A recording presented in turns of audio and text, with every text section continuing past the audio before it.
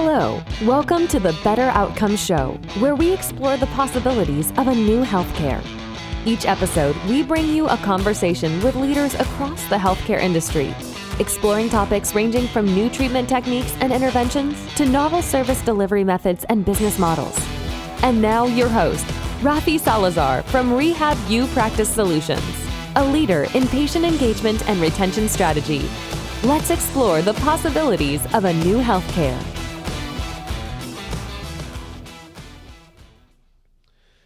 Well, hello. Welcome to another episode of the Better Outcomes Show. I'm your host, Rafi Salazar from Rehab Practice Solutions.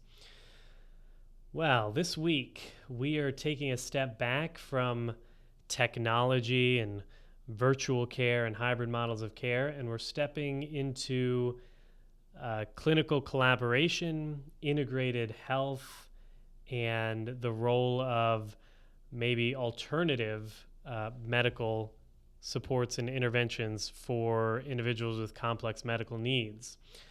My guest this week is Beth Misenda. She is the program director for Integrative Health Studies at the Maryland University of Integrated Health. She's also a clinical pharmacist and a transitional care pharmacist. She works out of her own practice, and I think she mentions it in the show a little bit about herbalism and some of the roles of some of these alternative approaches for helping folks with chronic conditions and the like. I think it's what I really enjoyed about have this conversation with Beth is not just that she's doing things that are different, not just that she's doing integrative care and she's doing alternative care, but she's a professor and an academic, and she really speaks to the evidence behind what she does and how she does it, which I feel is one of the big things that's missing in that conversation a lot of times. It happens even in traditional care or in quote unquote standard care. You've got a new treatment technique or a new tool or device that comes out on the market, and it gets widely adopted with very little understanding of the evidence behind it. Not that that's necessarily bad. Sometimes we find out that maybe it does work and and it's great, but it's very important as a clinician who's making decisions that are affecting your patients' lives to be, one, aware of the alternatives or the options that are out there, and then two, have a relatively firm understanding of the evidence that either supports or refutes some of those options. So hopefully you find this conversation insightful. I know I learned a whole lot speaking with Beth just about herbalism and alternative medicine, and she lays the first little bit of our conversation having sort of a rundown of the common terms and how they're used and what they mean. So hopefully that part in and of itself is insightful to you. So without further ado, here's Beth Misenda talking about herbalism, clinical pharmacy work, and more importantly, integrated health studies. Well, hey, Beth, welcome to the show. How are you? Great. Thank you so much, Rafi, for inviting me. I really appreciate having this conversation today. Yeah, I'm looking forward to it. So for those who might not know you, tell us a little bit about yourself and what you do at the university. Sure. So currently I am the program director for Integrative Health Studies department at Maryland University of Integrative Health, and I'm an assistant professor there as well. But, I'm much more than that, as most people have multiple hats on, especially in the career that I am in. But I have over 25 years as a health system pharmacist, and have spent a good number of years early on in my career overseas, where I began to see where we needed to broaden our understanding and look at how healthcare wasn't, in our conventional healthcare, wasn't meeting all the needs. I was in Deschapelle, Haiti, and that kind of opened up some, this was during the time of when HIV was just starting to show its head, and there was not a lot of pharmacological treatments available. So we were really depending on some of the local healers to support patients because we just really had nothing to offer. So this really kind of sparked my interest in seeing, that there are other ways of healing. And when I came back to the States, I still worked in pharmacy, but did a lot of work with that intersection between nutrition and pharmacy. And I started to work in, developing programs for parental nutrition. And this really sparked some of my interest in finding those other intersections besides drugs.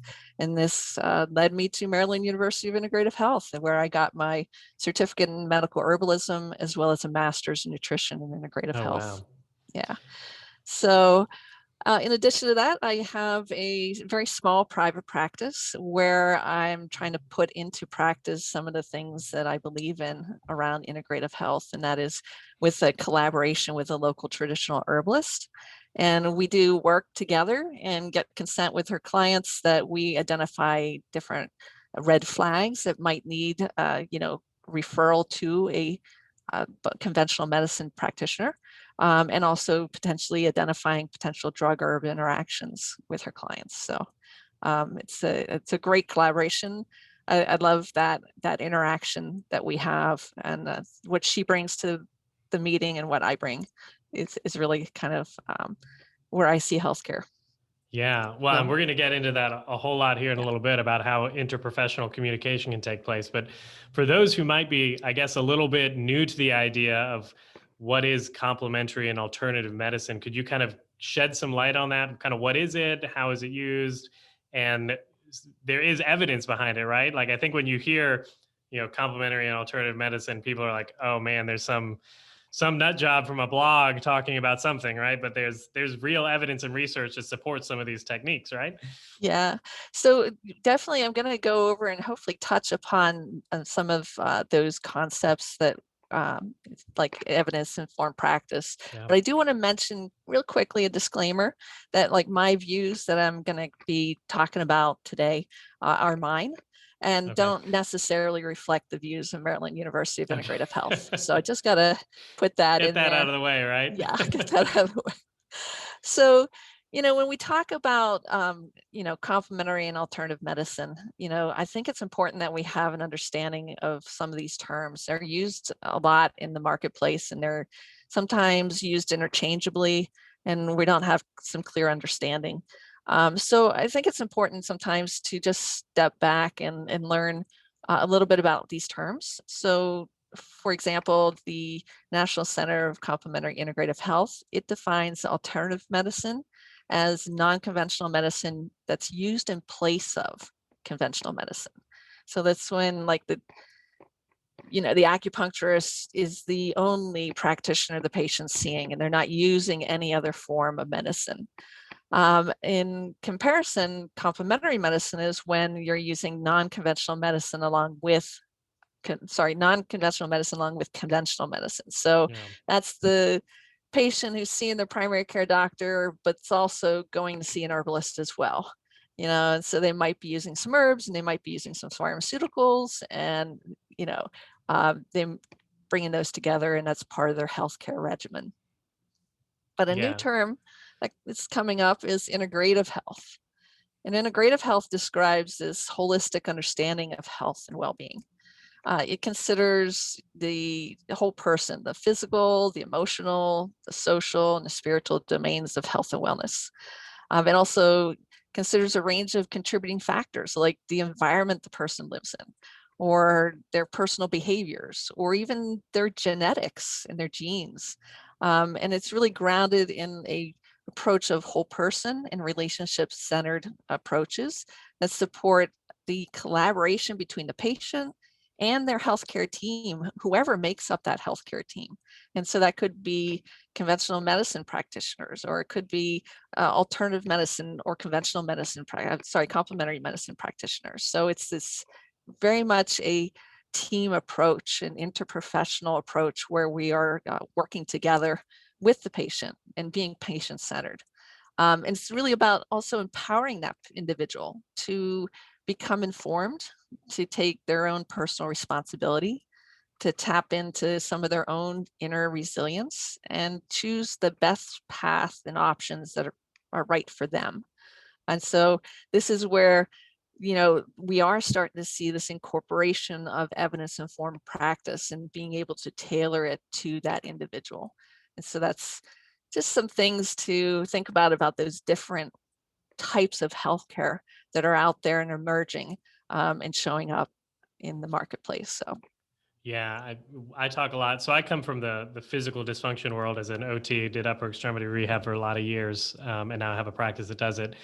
And we talk a lot about, and I was pushing this at the university and as a teacher there too, about the importance of taking a biopsychosocial approach as opposed to just a general biomedical or like pathophysiological approach where something's wrong with the tissues and we fix that and you'll be fine, right? Because there's always something else at play. And you yeah, hit on that with this whole integrated idea too, that there's the environment, there's even the emotional and the spiritual aspect, which I feel like gets missed in a lot of healthcare, right? mhm. Yeah, and it's showing up. We see today, with COVID, we're seeing that, this is much broader than just a virus. We're seeing our communities who are struggling with isolation and how Yeah. the evidence is showing isolation has a negative impact on health and well-being. And so we can even see it impacting overall mortality rates. So, I think we're starting to realize that, the people that we're working with and are whole people Yeah. with a lot of diversity and a lot of factors involved in their experience of health and well-being. Yeah. Yeah. Well, and the whole patient-centered aspect where you're not just saying it's patient-centered, but you're really, I like the word that you said, like we're empowering people to make the decisions for themselves Yeah. is super, super important. Because how many times does somebody walk into a clinic somewhere and they're being told by a doctor or a PA or something like, this is what's wrong with you. This is what you got to do. Now go do it Yeah. and you'll be healthy, right? Right. Yeah, and I think that's so important myself. And one thing that when I'm teaching my students about patient-centered care, I definitely include patient empowerment because I feel that having been in the healthcare setting as a pharmacist, I saw a lot of talk around patient-centered care that didn't really allow for the empowerment of the patient to be an active participant in their own health and wellness. And so we would talk a lot about, patient preference and patient respect, but we wouldn't talk about how would we go about empowering them. And that means sometimes, do they have access to the resources they need to be able to make the behavior changes they want to make? Or do Yeah. they have the skills?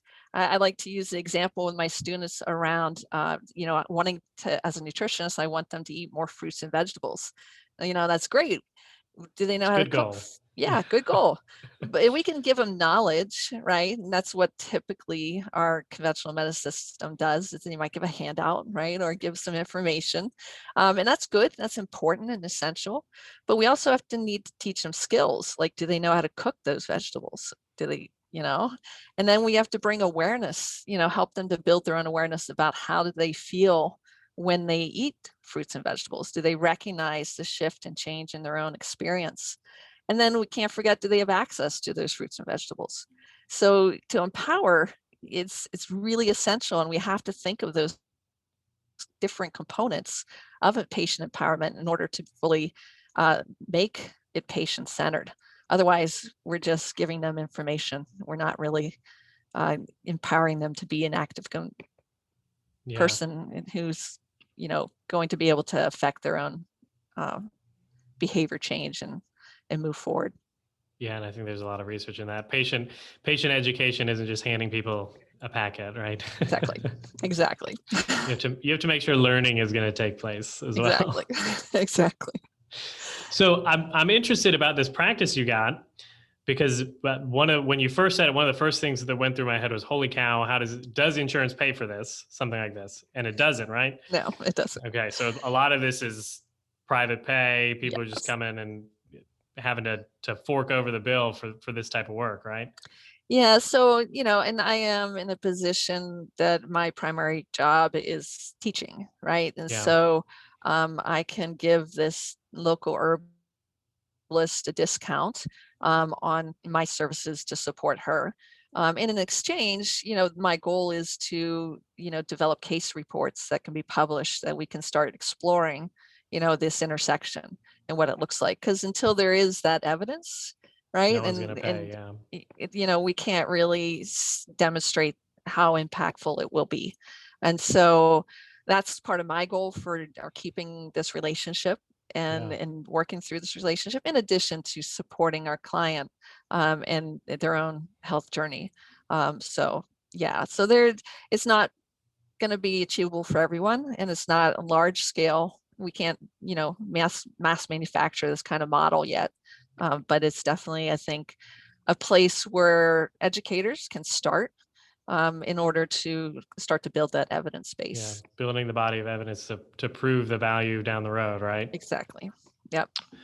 Well, and then the other thing I wanted to ask you about was, you mentioned, so you and the serverless get together and then you're having conversations sometimes with the other clinicians that might be involved. So I'm assuming that unless this clinician that you're talking with is very well versed in integrative medicine, might have maybe some different biases or some different thoughts. So what are some of the challenges that kind of come up whenever you're talking about this kind of interprofessional collaboration, not just between clinicians in the biomedical realm of the world, but also when you're pulling in these integrative medical practitioners? Yeah. Oh, absolutely. Yeah, there are several actually researched challenges that have been identified in interprofessional collaboration, and including some studies that have looked at that relationship between the conventional medicine practitioner and the complementary medicine practitioner.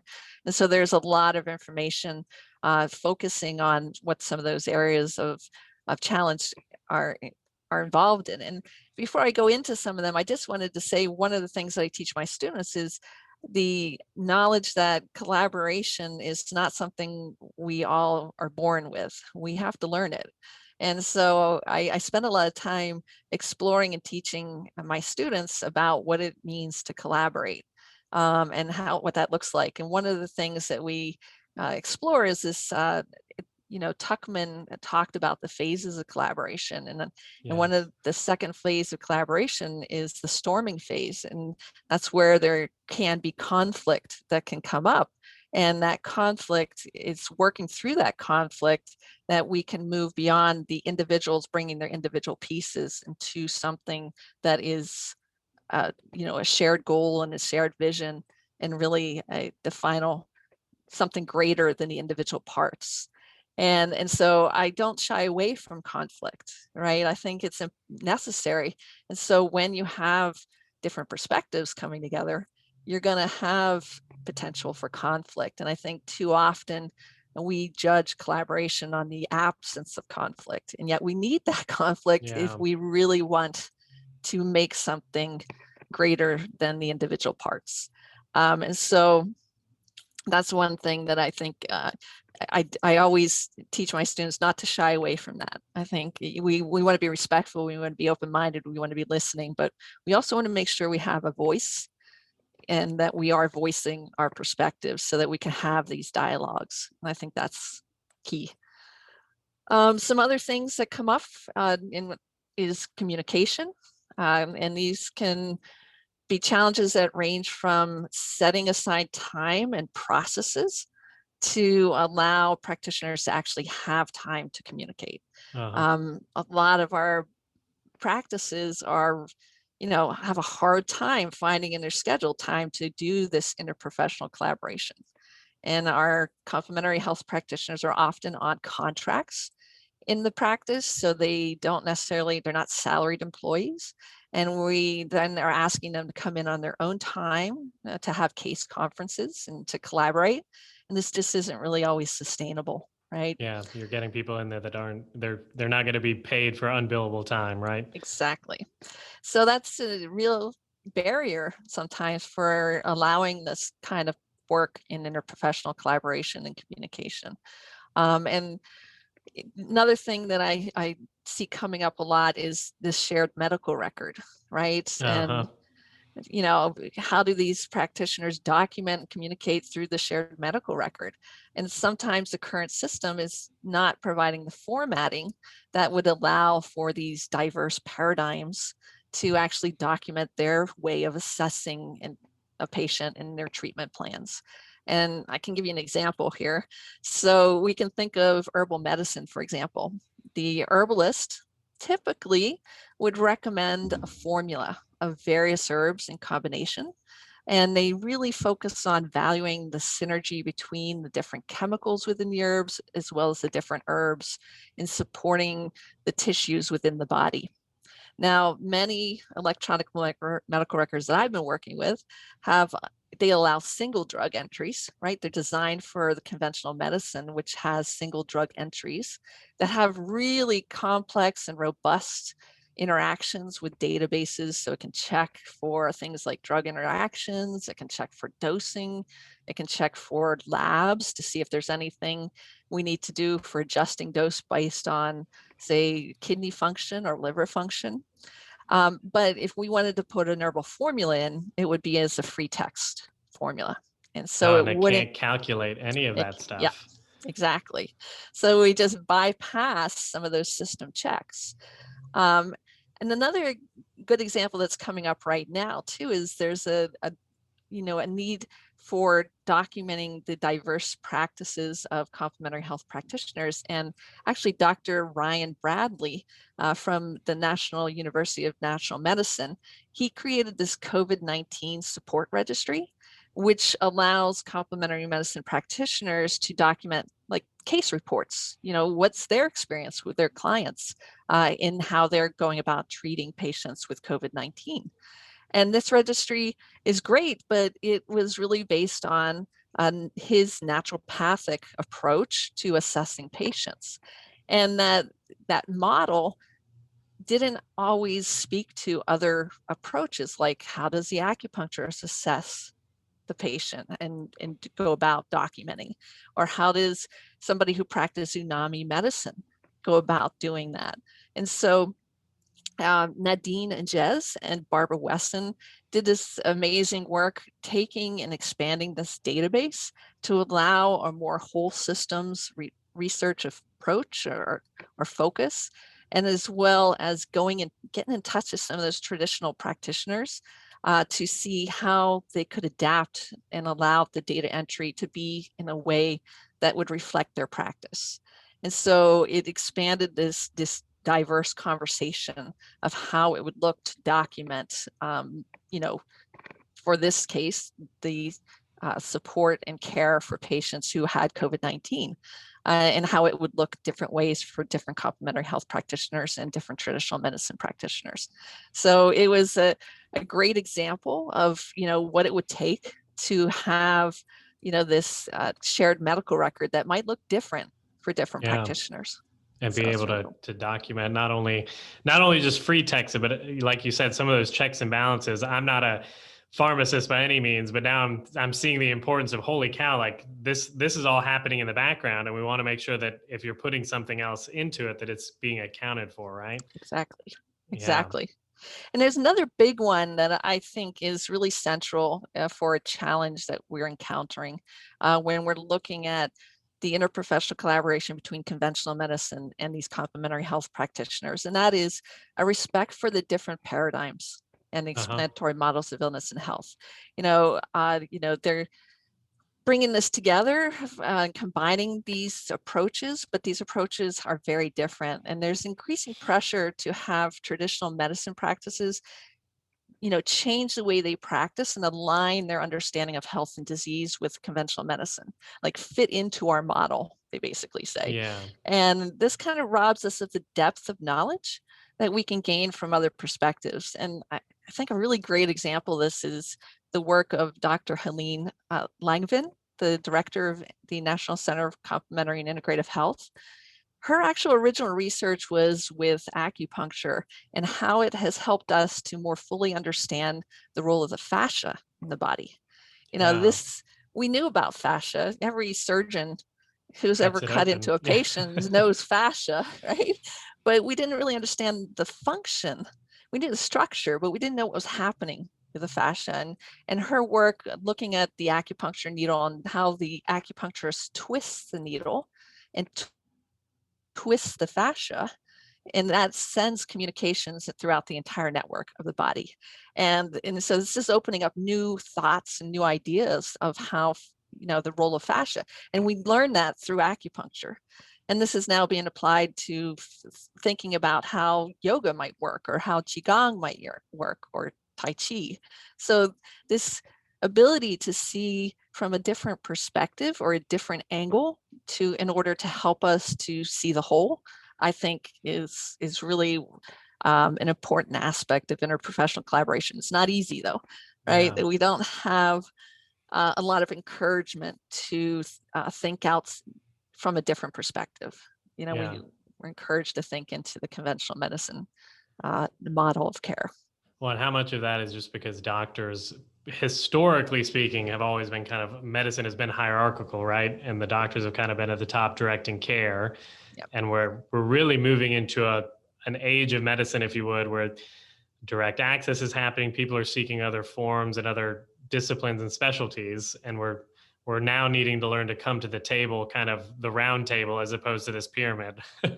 Exactly. Yeah. And it's true, we're trying to bridge that. And I know many complementary health medical schools, like acupuncture schools, are teaching their students the language and paradigm of biomedicine in order to interact better. Uh-huh. And some of the medical schools are starting to teach and incorporate some of this language of traditional medicine as well. But we need to do a lot more of it.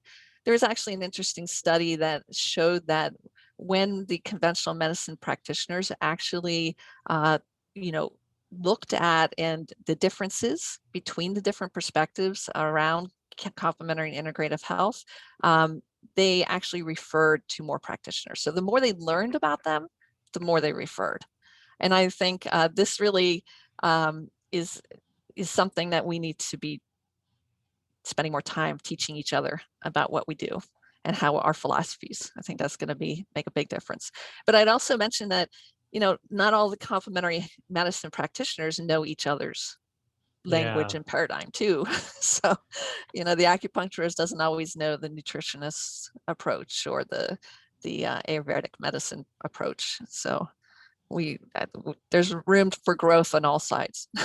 Yeah, I know that, like in the university, when I was teaching at the occupational therapy department, they were very big on interprofessional education, and we're going to do this and that, and but it still was very much within that biomedical framework, right? Even the interprofessional education that was happening was still within this kind of old paradigm of looking at healthcare and looking at health and well-being. Yeah. Yeah, an example of that is, the patient who's going and seeing their regular doctor, and the doctor knows, oh, there's a lot more work to do to kind of broaden that conversation. Yeah, I think a lot of that stems from, like you said, there's a lot of work to be done in the interprofessional education on all sides, right? Yep, exactly. Yeah. Well, Mary Beth, thanks for taking the time with us. If you could give our listeners kind of one or two main bullet points that you'd want them to walk away with, what would they be? Oh, wow. So I guess, having those open conversations and the openness to explore that there are other ways of viewing health and well-being. I think that is a starting point for all practitioners to see where we can offer something to the whole, where we can offer our unique approaches to supporting patients' health and well-being. I think that's a big one.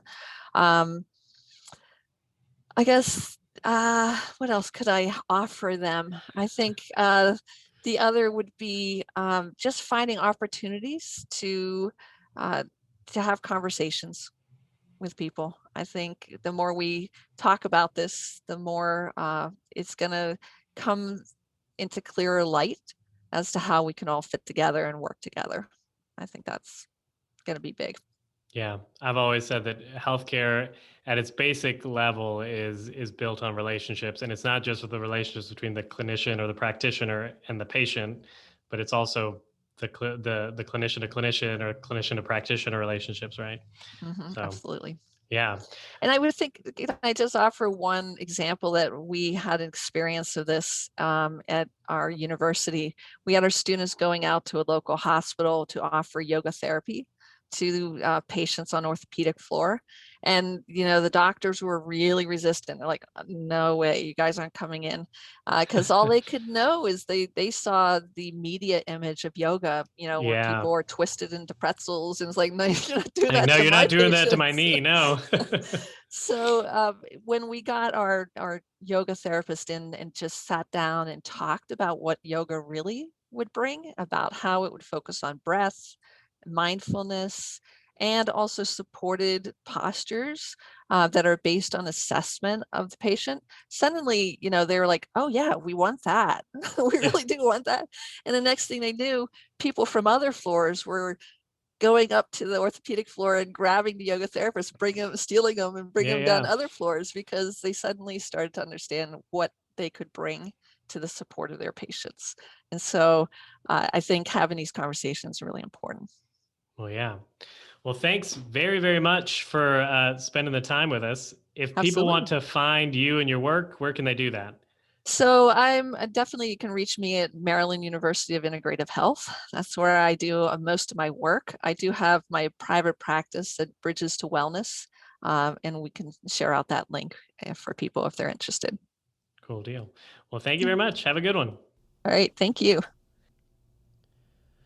Well, I hope you enjoyed that conversation with Mary Beth about integrated health, alternative treatment options, and having conversations. I think that's one of the biggest takeaways that I had after listening to the show again and just reviewing some of the offline conversation that I had with Mary Beth, was really the importance of having open dialogue and discussion with not just colleagues in the traditional sense of healthcare, where we've got maybe a physical therapist, an occupational therapist, or an orthopedic surgeon and a primary care physician having a discussion, but really having discussions across the broad spectrum of healthcare.